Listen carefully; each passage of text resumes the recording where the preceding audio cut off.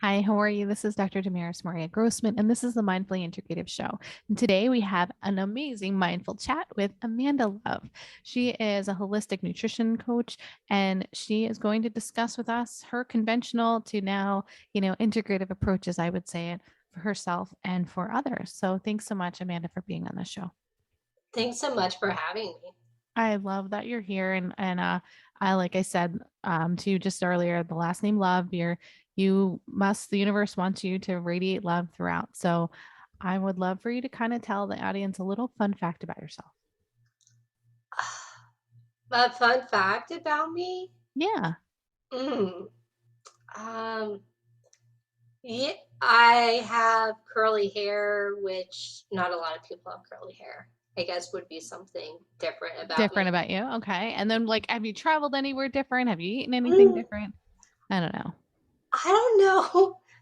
Yeah, that's a question. I don't know if I've done anything um too crazy and stuff like that. Like I think I'm pretty Like I'm willing to try anything, but Yeah. I don't feel like I've done anything crazy, if that Oh, makes okay. Any cool hobbies? hobbies. Um, no, I think it's not normal that like I'm 5'2", so like I'm really into like weight training and stuff like that. That's I cool. never played sports. I was never into that, but that was my focus. And like as a preteen, a teenager, I was like weight training was my thing. And And that's not that's usually someone at that age to be into it. So yeah, that's no, cool. that started because of Biggest Loser and stuff Oh, the like biggest that. loser. Okay. Were you like overweight or were you underweight? I was never overweight or underweight. I was perfectly normal, but that show came on when I was 13, 14 years old, and I'm 32 now. And Mhm. so that's what drove me to get into fitness and nutrition. Oh, how interesting. Was that Yeah. your part of your path? Like, was there anything in Uh, particular that happened to you in your life that transitioned you from this traditional thought to now this more integrative? I was, people are always like, well, why did you get into nutrition? And it's because I was like, well, I was always sick growing up, so I was sick every single week and stuff like that. Sinus infections, sore throats, headaches, you named it. And I always knew at a very young age, I don't know why, but I knew that like health played such a part into being like well and stuff like that. And so it was like I knew that, but I didn't know how much that it played Right. a part until I was 21 years old.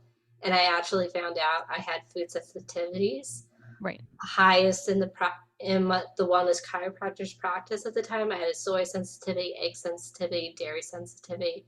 And this was when I was 21 years old, but I didn't know that up till I was 21. So there must have been a lot of you know, um brain fog, tiredness, fatigue, all of those fit symptoms.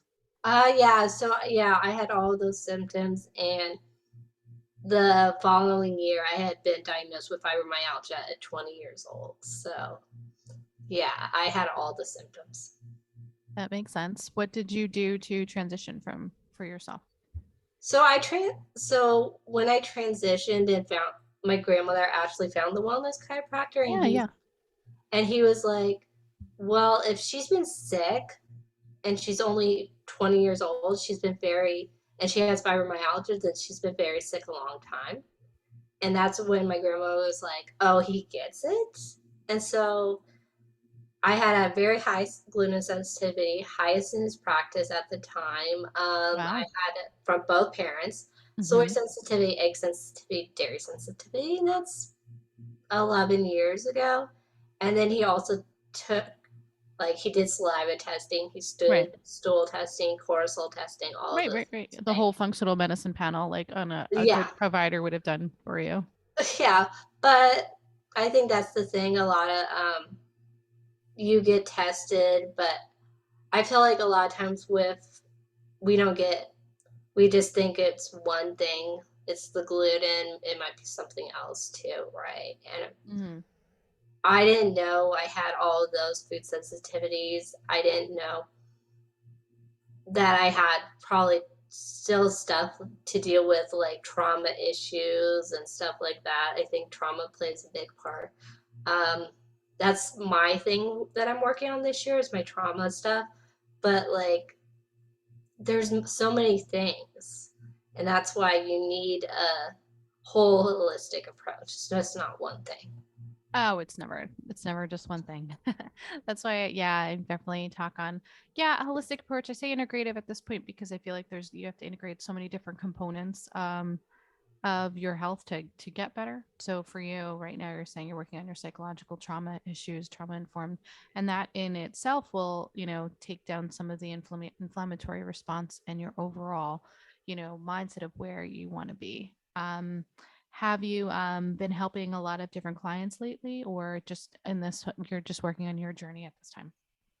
So trauma's not my No, expertise. no, but you're working on your trauma, but Yeah, your expertise I'm is more in working. nutrition. Yeah, for me, I'm working on my trauma stuff. Because I had parents who divorced when I was 6. My dad remarried when I was 8 years old. And actually, my dad was dating her while she was pregnant with her second, and she was going through a divorce and stuff. So this is back in when I was 8 years old. So, like, whatever, how many years ago Right. that was.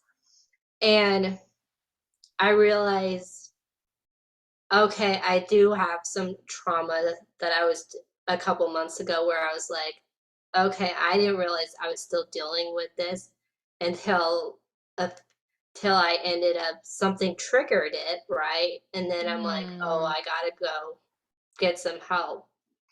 And then it's like, okay. And then when you get the help, it's good because but then it's like it's just unravels a lot of stuff that you didn't realize you still had in your life, right? yeah. So That makes a lot of sense. How like when you were unraveling some of these parts, obviously recently, or when you are working with clients, do you find a specific patterns that they're just not getting rid of, or something in particular? yeah, I think a lot of times I think usually when we're dealing with some sort of trauma, for me, it was because I'm in a new state, and I was just feeling like I was alone and like I didn't have any friends and stuff like that. And so you realize maybe you're putting people in the wrong place and they don't want to be in that place. So that's what happened with this one person, right?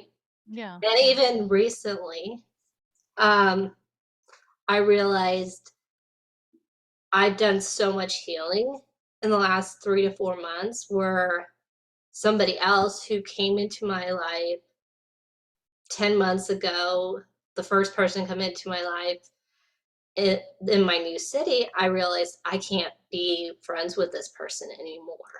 Like Mhm. it's a toxic relationship for me.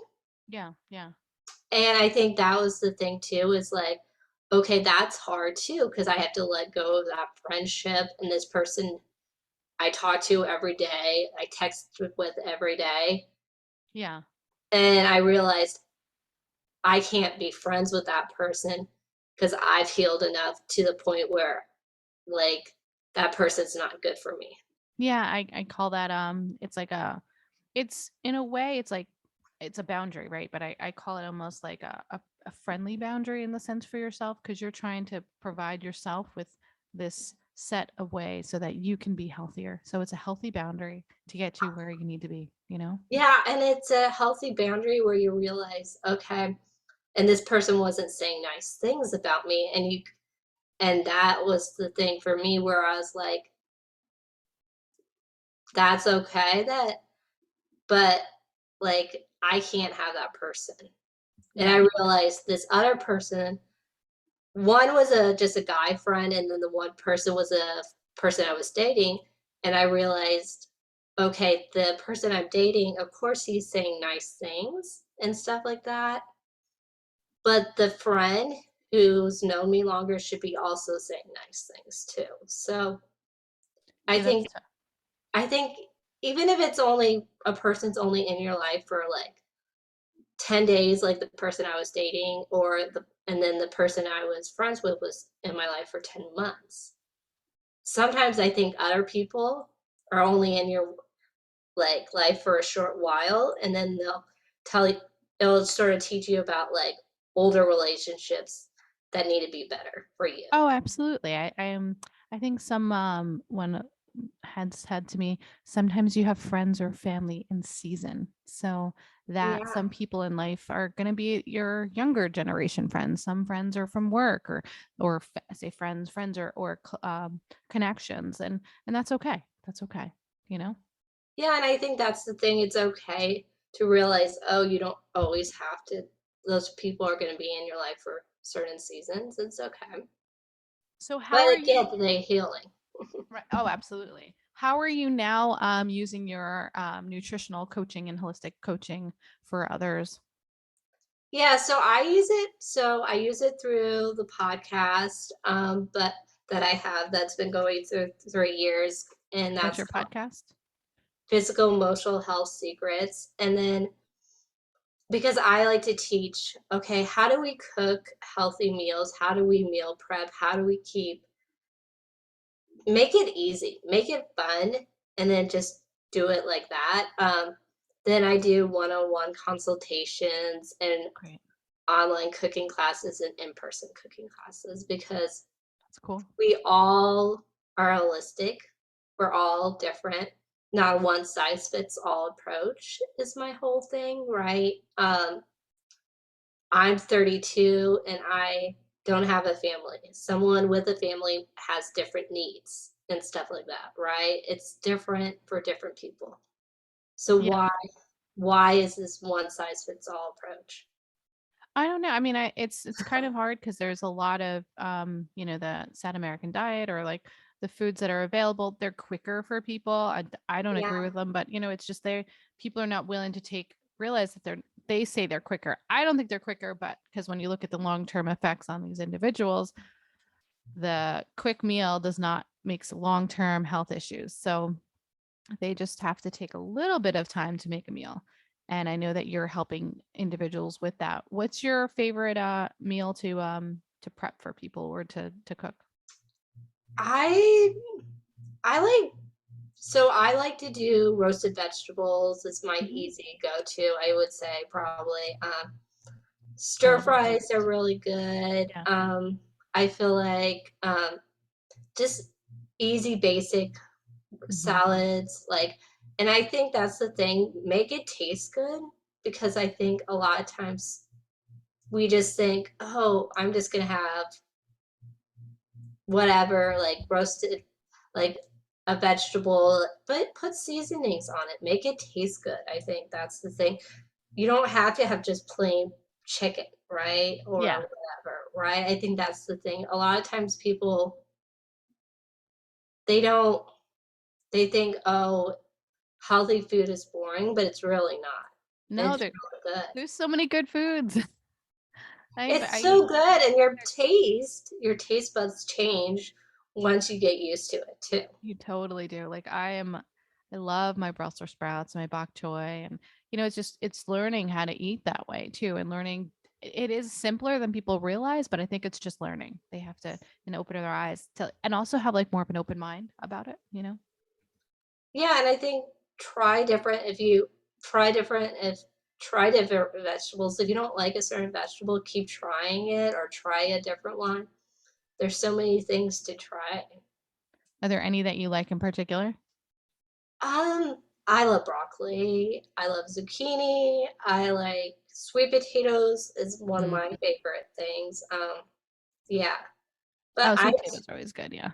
asparagus is good since it's hot. It's summertime. Are you a vegetarian or do you eat meat also? No, I am not a vegetarian at all. Okay. But I mean, if you chicken, whatever, mix it up and stuff Yeah. like that too, I think. But there's so much like vegetables and out there, especially now, right now, if you're in like a summer season, like most Oh, of us absolutely. are, then there's so much fresh. vegetables and There's stuff. so many, like, I feel like you can go anywhere at this point and at least getting, at least some Swiss chard, some bok choy, like you said, some lettuce and just trying to change it up a little. I'm like, you could do a lot with just even just like a little bit of vinegar and some seasonings. It's like, you know, Yeah, and I think that's the thing too. And if you don't want to really cook because it's hot, and I'm in Austin, Texas, and it's over 100 degrees for the past like 2 weeks. oh wow. Yeah. Um, make just have like a salad or something, right? I think that's the thing too. Make you could do plant like recipes and stuff like that. I'm not plant based, but I like to do plant based because it's just so hot and I don't really want to cook. It's just Yeah. hot. But or like make sure or have smoothies, have cooling vegetables and fruits and stuff. Like it's hot. I know sometimes you don't want to cook. So Yeah. No, no, no. find the recipes that are like 5 minutes that are cooling and like have watermelon things that make you feel better, Refreshed. Yeah. refreshed. Oh, I love a good smoothie. Love watermelon for the summers. It's so hot. So what is your website and your podcast again, how people can reach you? So my website's getting redone so they could join my free Facebook group. It's called Sure. Physical Emotional Health Secrets. Great. And that is the title of the podcast, and it's 140 episodes. Awesome. I know we were just talking about how many episodes, how we each, it's definitely like our passion projects. Podcasts are, Yeah. putting out information for others. So, is there a little tidbit last that you'd like to leave the audience before we go today? Yeah, I would just say the biggest thing if you're starting with meal prep, make sure to, as soon as the groceries come home, or you like order them or pick them up or whatever, make sure to cut them up, the vegetables, so then that way later on in the day you could just throw them in the oven and it's all ready to go. Oh, I like that one. Yep. I had a couple of friends tell me that not too, a few years back, and I completely agree with you. It's like it almost like makes it like it's already there. You're not even thinking about it. Yeah, and I think that's the thing. Make sure you're saving time when you're cooking. It's awesome. Thanks for the tip. Well, I appreciate you being on, Amanda, and thank you for your time. I can't wait for those to reach out to you and for being on the Mindfully Integrative Show. Thank you so much for having me. I really appreciate it. And thank you guys for listening in. And I hope that you will find a mindful way each and every day. We're here to connect. So you know how to reach us, touch base at any time. Have a great day, guys.